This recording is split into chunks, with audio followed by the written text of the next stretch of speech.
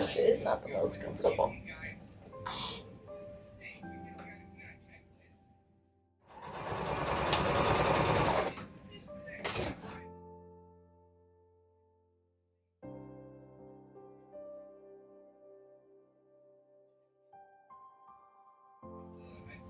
Okay, let's see if this fits better.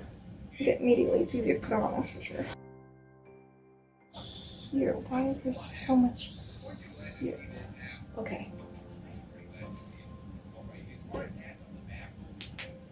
Oh.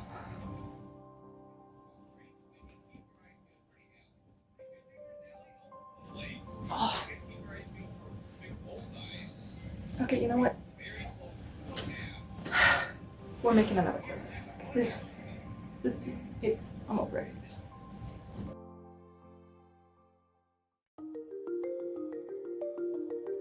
A little over a year ago, I started on a recreation of a beautiful dimity gown by my great-great-grandmother in 1897.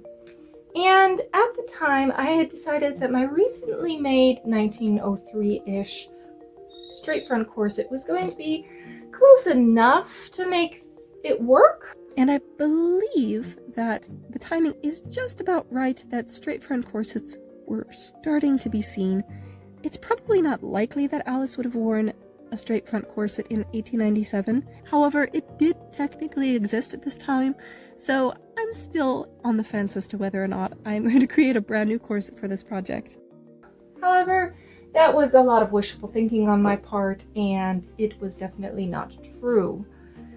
So, when I finally got back around to working on this project, I decided that I was going to make an 1890s corset based off of one of the Symington corset patterns that you can find at the website that I will link down below. And not only did I need a corset for that project, I also needed a comfy corset. What do you have to say for yourself? Oh, head bones. Yeah, that's a pretty good excuse, I guess. The 1903 corset was probably my biggest failure in that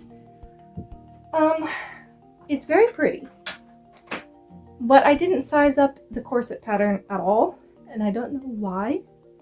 It is far too small for me, which means that there's a very wide gap in the back, which means that despite it looking very pretty, it just isn't all that comfy long term. And also it's really long, which means that it's not that comfortable to sit in, which introduces the other goal of this corset in that it should be comfortable, but specifically it should be comfortable for sitting and playing viola. And since I have EDS and scoliosis, it is helpful to have some sort of back bracing garment, and none of the ones that I have right now are really good for that. So those were my criteria. Since part of the goal with this corset was to be a comfy corset, kind of an everyday sort of corset, I also didn't want to make it out of a fabric that was precious. And this one is made out of upholstery cotton, basically. I think it was used for like slip covers or curtains or sheets or something like that. So it's not very precious. The pattern I chose was specifically because it doesn't have that many panels. I knew that I was not going to have a ton of time to work on this, and I really didn't want to put a ton of effort into like literally the time spent making this garment. So I decided that I was just going to find a pattern that had a lot of shape but didn't have that many pieces. And so I also added in a couple of extra things that I wanted to do with this corset that I hadn't really done before, one of which was cording. I don't think any of the corsets that I've done on this channel have had any cording at all, actually. I also wanted to use a spoon busk because the 1890s corsets that I can find online are just, nearly all of them have spoon busks. Now, a spoon busk is very similar to the normal straight busks that you would find nowadays, except that it's kind of shaped like a spoon over the tummy, and this does a couple of things. Number one, for those who need more tummy control, it is literally more control over the tummy, but also it helps create a really soft, rounded stomach, which is perfect for that time period where you had a lot of really fitted garments and they really wanted to have a soft, gentle, curve to the stomach. It is mostly the same for inserting a spoon busk as any other kind, but it's just rounded at one end. So I wanted it to have that as well.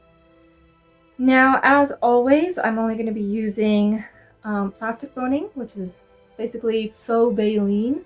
So not only is it easier to work with than steels, but it is also quite a bit more comfortable because it's a little bit more flexible. And also, the specific kind of plastic molds to your shape. As you wear the corset, your body heat and moisture from sweat is actually going to help shape that plastic into a shape that will work better for you because you're the one wearing the corset. It took a little bit of finagling to get the corset panels shaped exactly how I wanted them to.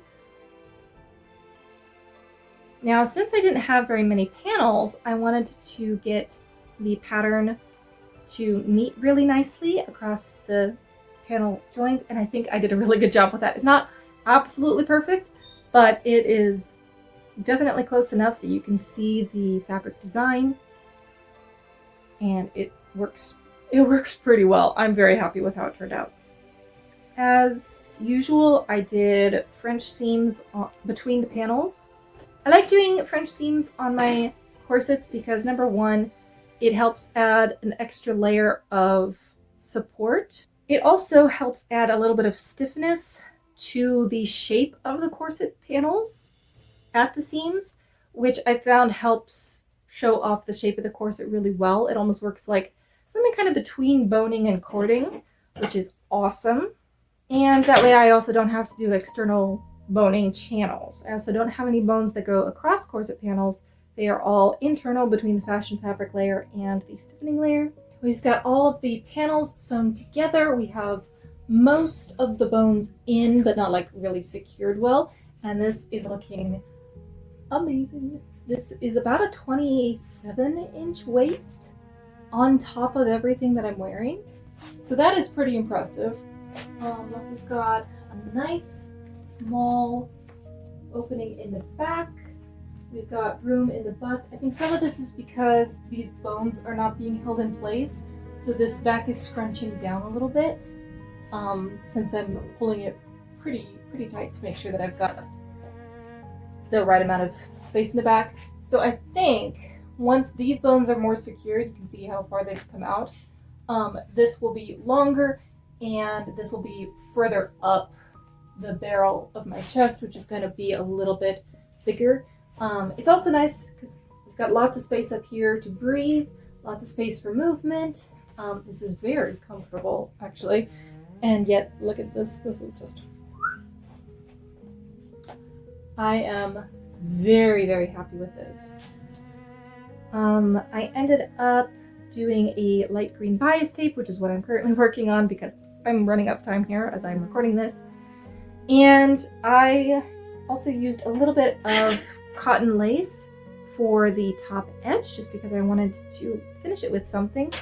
And I think that worked out really nicely. It adds to the like cotton everyday sort of vibe that it's got. And it's also super, super cute. And yeah, that's basically it. I mean, as far as the actual steps that went into this corset, it's not that complicated. The biggest problem was just, this was a very weird month. I really love how it turned out. I'm so excited to try it on and to wear it underneath the Alice dress.